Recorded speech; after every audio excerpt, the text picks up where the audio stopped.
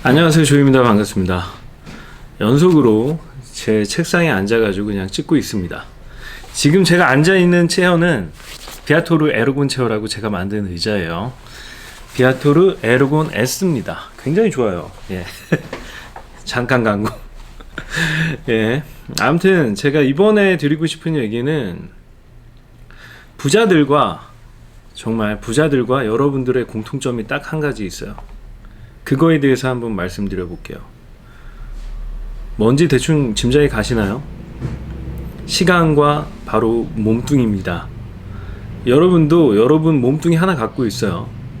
그리고 딱 주어진 시간은 하루에 24시간입니다. 그쵸? 똑같죠? 예, 그거 말고는 공통점이 아마 찾기가 힘들 거예요. 뭐 생활 습관이나 라이프 스타일이나 사고 방식이나 태도나 이런 것들이 아마 총체적으로 다를 가능성이 굉장히 큽니다. 저도 마찬가지고요, 물론. 그렇다면 저희가 이제 이 딱 공통적으로 갖고 있는 두 가지 게 있잖아요. 몸뚱이 하나와 시간. 그런데 많은 사람들이 그 시간을 팔고 있어요. 그쵸? 하나밖에 없는 건데. 가장 희소성이 있는 여러분들의 자원인데 그거를 팔고 있죠. 시간을 팔고 있어요. 몸뚱이를 팔고 있는 거죠. 예, 뭐 좀 어감이 조금 이상하지만 이해 부탁드릴게요. 근데 저희가 팔아서는 안 되는 게 사실 시간이에요. 시간을 팔면은 여러분이 그 시간에 몸뚱이 하나니까 당연히 딴 일을 못 해요. 자기 복제를 못 하는 겁니다. 자기 복제. 저희가 얼마 전에 프리랜서 친구분, 굉장히 잘 나가는 친구예요. 이 친구는 정말 마케팅의 대가예요. 마케팅 이 바닥에서는, 특히 카드 뉴스 마케팅에서는 정말 최고입니다. 창시자에 가까워요. 근데 이 친구가 이제 저랑 같이 일을 하려고 왔어요, 여러분.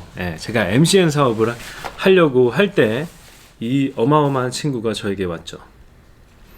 그러면서 저는 이 친구랑 이제 한 2번 미팅을 좀 깊이 있게 했습니다.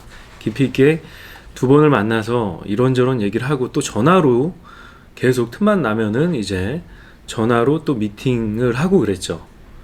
그러면서 제가 발견한 게, 저는 이렇게 업계 최고의 프리랜서는 사고방식이 사업가 마인드일 줄 알았어요. 사업가. 근데 제가 깜짝 놀랐던 부분이, 이거는 그냥 자유로운, 그죠. 자유롭게 일하는 다른 형태의 월급쟁이구나 라는 생각을 하게 됐어요. 그 친구도 인정을 했던 부분이고요. 왜냐하면은 결국엔 자기 일을 해본 적이 없는 거예요. 자기를 위한 일, 자기만을 위한 일, 자기의 제품을 만들어 본 적이 없고, 결국에는 남이 원하는 거에 맞춰서 일하는, 물론 광의적인 의미에서 보면은 저도 의자를 만들어서 팔고 있잖아요. 이거는 고객들을 위해서 해야 되는 일도 맞아요. 하지만 저는 제가 좋아하는 쪽에 포커싱을 좀 더 맞춰가지고 하고 있죠. 광의적인 관점에서는 그래요. 결국에는 우리 누구나 고객을 갖고 있는 거죠. 그 친구 같은 경우에는 기업들이 그 친구의 고객이었던 거고, 그래서 그 클라이언트들이 원하는 쪽으로 뭔가 글을 쓰든 뭔가 마케팅을 하든 강의를 하든 이런 걸 다 맞춰줘야 되는 입장이었던 거죠. 저도 고객들이 원하는 제품을 만들어야지 팔리잖아요. 원하는 가격에, 원하는 성능에. 그렇죠. 그런 의미에서 보면 뭐 비슷합니다. 도진개진인데 뭔가를 진행하는 방식이 굉장히 달랐어요. 저는 그 프리랜서, 그 업계 최고의 프리랜서라면은 본인이 자발적으로, 주체적으로 업무 프로세스를 만들고, 그리고 자기가 원하는 일들을 만들어낼 수 있을 줄 알았어요.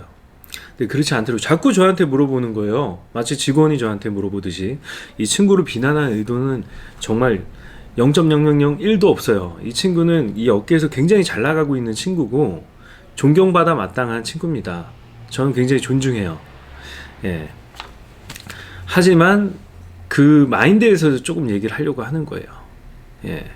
부자들과 여러분이 갖고 있는 유일한 공통점이 시간인데, 몸뚱이라는 건데, 그 시간을 팔고 있는 거죠. 남의 비율을 맞춰가면서. 뭐 어쩔 수 없다라고 얘기할 수 있는 부분도 많죠, 당연히. 하지만 저는 꼭 그렇게 생각하진 않아요. 결국에는 본인의 선택이다. 그래서 이 친구도 결국엔 내 거를 해야겠다는 생각을 크게 결심을 하고 자기 일을 시작했어요. 예. 자기 일, 자기가 원하는 일, 자기가 스스로 부가가치를 만들어내는 거예요. 그냥 내 시간을 팔아서 어디 가가지고 그들이 만들어 놓은 프레임에 맞춰서 일을 하는 게 아니라, 그래서 거기에 대한 노동에 대한 대가를 받는 게 아니라, 시간을 할애해 줬다는 대가를 받는 게 아니라, 자기만의 일을 만들어내서 스스로 이런 환경 자체를 만들어나는 거죠. 생태계를 구축하는 거예요. 멋있는 말로 표현을 하자면. 그래서 만약 시장 조사를 하고, 이런 의자가 있으면 좋겠다. 근데 저는 그런 식으로 시작은 하진 않지만, 저는 일단 제가 쓰고 싶은 의자, 제가 쓰고 싶은 자전거, 뭐 이런 식으로 항상 접근을 합니다. 그래서 조금 접근 방식이 다른 거죠. 뭐 남들이 원하는 거를 계속 찾지는 않아요. 근데 제가 고객의 입장에서 만들다 보니까 저와 같은 고객은 언제나 존재합니다. 예. 제가 정말 이상한 변태적인 취향을 갖고 있는 게 아니라면은, 제가 좋아하는 제품은 누군가는 좋아하게 돼 있어요. 그 시장의 규모에 따라 조금 다른 차이는 있겠지만, 그래서 고객 관점으로 결국에는 저도 접근을 하는 셈이죠. 예.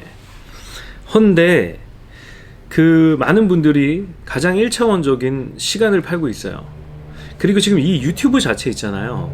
제가 처음에 유튜브를 시작할 때 진짜 아무 생각 없이 했다 그랬죠. 그러다 운 좋게 터졌어요. 예. 그러다 보니까, 그러면서 저는 이제 사업을 하는 사람이지 않습니까? 그래서 결국엔 자기 복제를 해야 되는데, 이게 저를 대체할 수가 없는 거예요. 제가 시간을 내서 영상을 만들지 않으면 안 되는 상황인 거예요. 그게 굉장히 조금 고통스러웠어요. 나를 복제하고 싶은데 누군가를 댔다가 놓고 나는 다른 일을 하고 좀 더 부가가치 높은 일들을 하고 싶은데 그게 잘 안 됐던 거죠. 아마 지금 유튜브 하시는 많은 분들이 공감하실 거라고 생각합니다. 자기 복제가 생각보다 힘들다. 이거는 자기를 대체할 수가 없다. 1인 미디어이기 때문에 결국에는 본인이 직접 다 해야 되는 거죠. 네. 그쵸. 아무튼 그래요. 근데 그러면서도 한쪽으로는 계속 그런 가능성을 열어두고 있어요. 나를 대체할 수 있는 포맷, 아니면 내가 일을 하지 않고, 근데 이 생각 자체도 사실 보면은 굉장한 도둑놈 심보예요. 그쵸.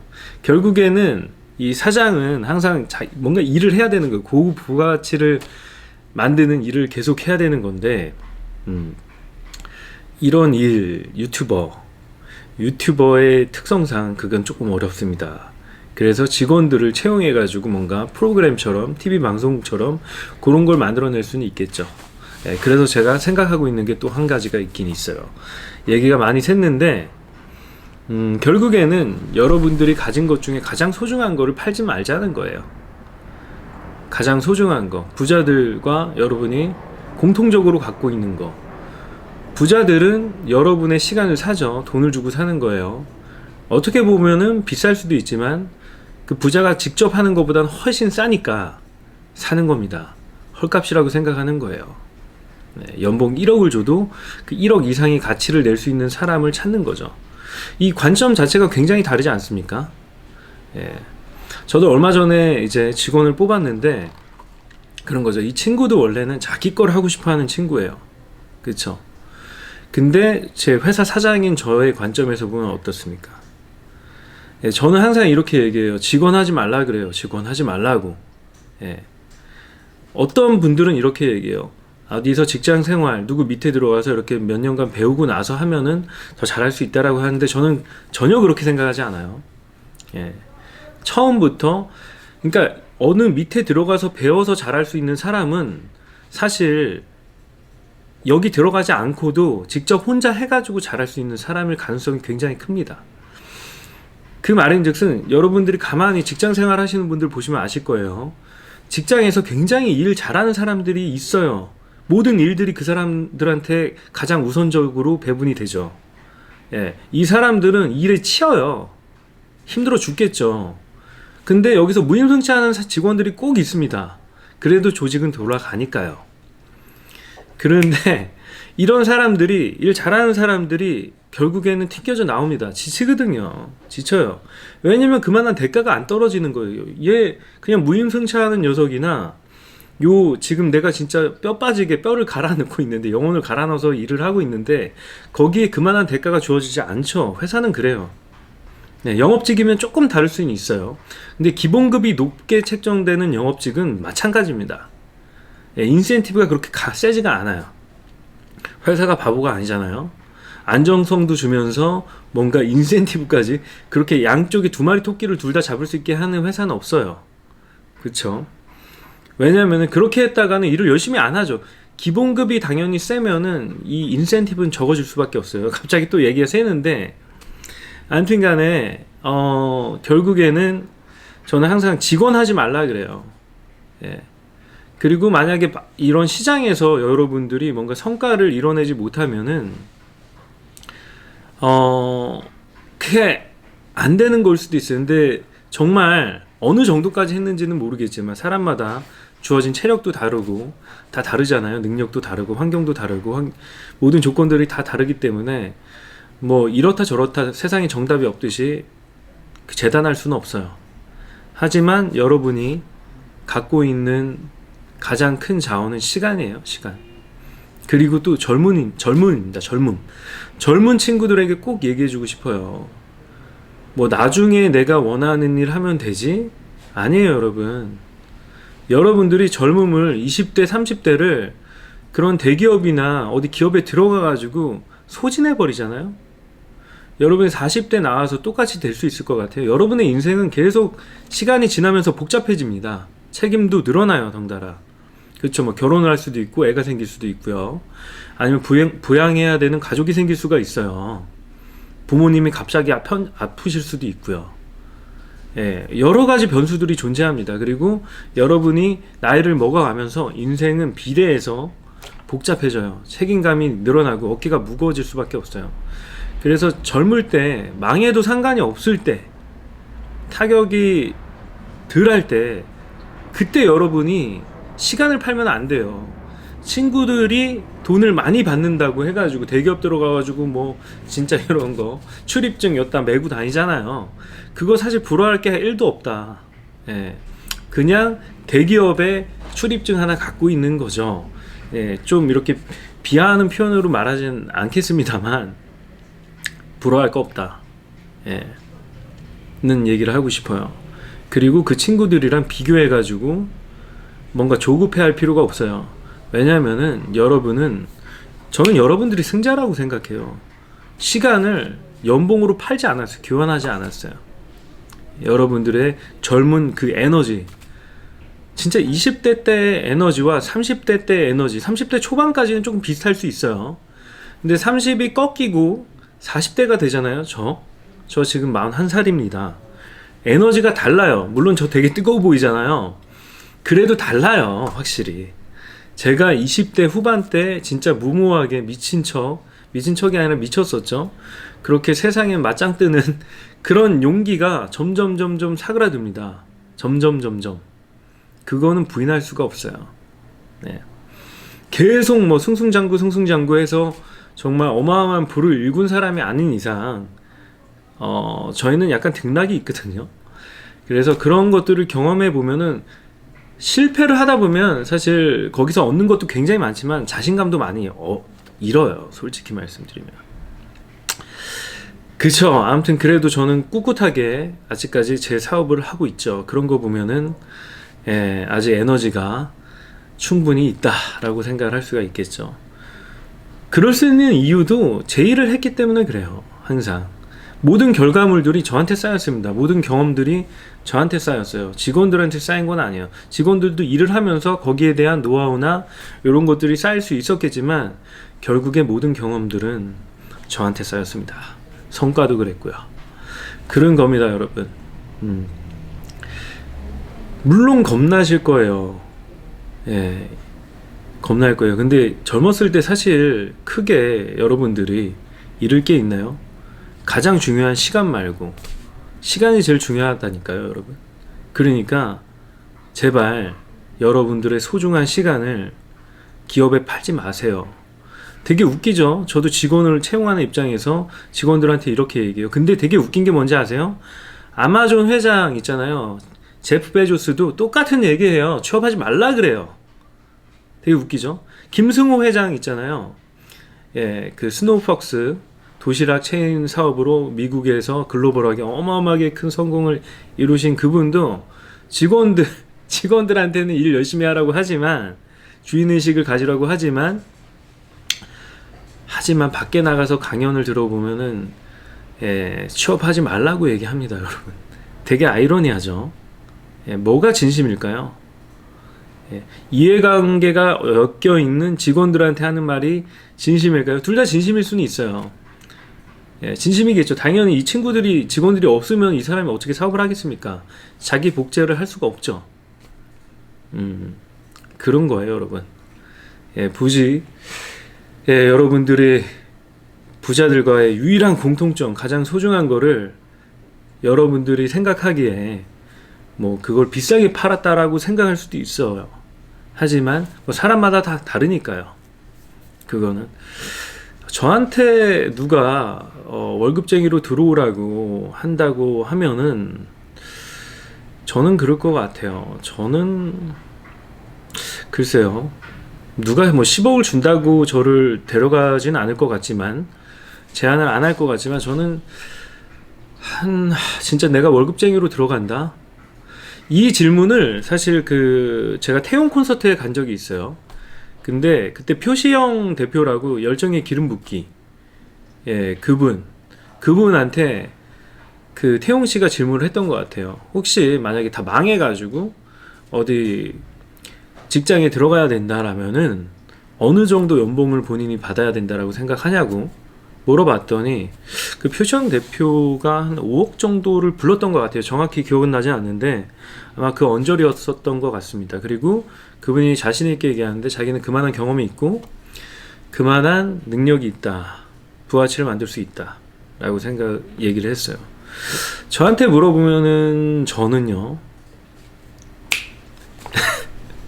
저는 얼마일까요? 저는 저의 자유, 시간 이런 거를 10억을 줘도 안 팔 것 같습니다. 절대로.